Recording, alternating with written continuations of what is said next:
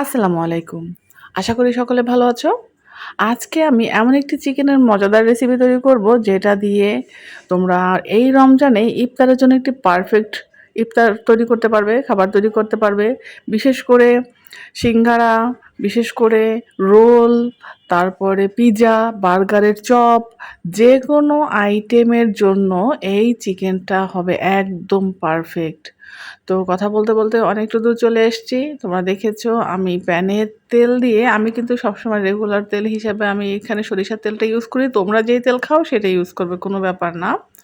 তো চিকেনটা সামান্য ভেজে এর মধ্যে আমি সরাসরি পেঁয়াজ কুচি দিয়ে দেবো। অনেকে প্রশ্ন করতে পারো পেঁয়াজ কুচিটা ভেজে তেলে রেগুলার আমরা যেভাবে মাংস রান্না করি সেভাবেও করলেও হবে, কোনো ব্যাপার না। এটা যে সিস্টেমটা এইরকমই তা না, কিন্তু আমি পেঁয়াজটাকে পরে দিয়েছি কেন তোমাদেরকে বলছি।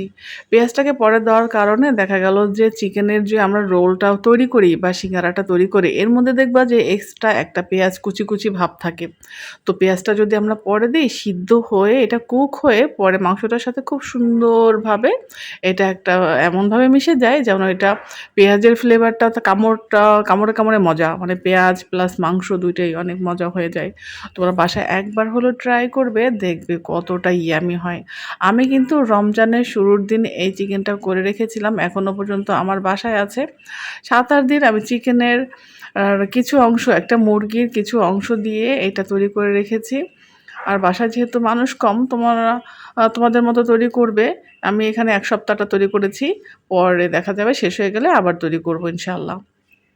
তো এই তো আমি এখানে সস দিয়েছি, সামান্য একটু পানি দিয়েছি যেন চিকেনটা সিদ্ধ হতে কোনো সন্দেহ না থাকে। তো এই তো নেড়েচেড়ে এমনভাবে মিশিয়ে দিতে হবে যেন চিকেনের মশলাটা পুরো চিকেনের গায়ে লেগে যায়। রান্নাটা কিন্তু খুবই সহজ, খুবই ইজি। আশা করি তোমরা খুব সহজেই বুঝতে পারবে। আমার এই ফুল রেসিপিটা মানে দেখলে তোমাদের রান্নাটা সহজ হয়ে যাবে। তো এই তো নেড়েচেড়ে দিচ্ছি। এক্সেস পানি বের হবে চিকেন থেকে, যত সময় পানি বের হবে তত সময় কিন্তু এটা রান্না হতে থাকবে। যখন পানিটা একবারে শুকিয়ে প্যানের সাথে লেগে যাবে চিকেনটা, শুকনো হয়ে যাবে, নেড়েচেড়ে দেখবে যে এখন একবারে সম্পূর্ণই শুকিয়ে গেছে পানিটা। তখনই এই চিকেনটা ভাববে যে পারফেক্টলি তৈরি হয়ে গেছে। তো পরবর্তীতে তোমরা এখানে আরও মসলা অ্যাড করতে পারো। এখানে ধনিয়া পাতা দিতে পারো।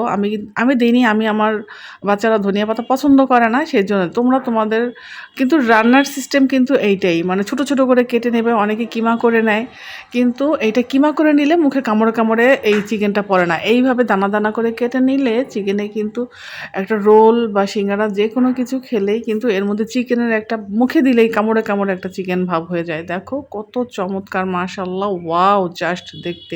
তো আজকে এই পর্যন্তই। রেসিপিটি তোমাদের কেমন লাগলো অবশ্যই জানাবে। আল্লাহ হাফেজ।